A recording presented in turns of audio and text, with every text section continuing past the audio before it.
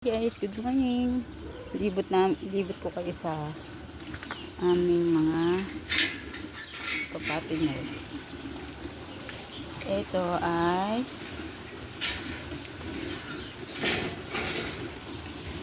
1 month nila nung 5 simula nang naawat. Ayan.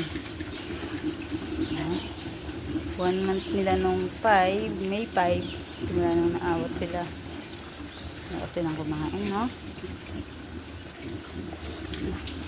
Ito naman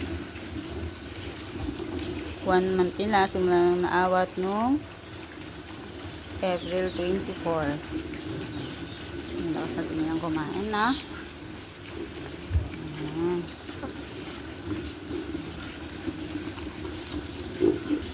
Ayan. 1 month nila ng 24.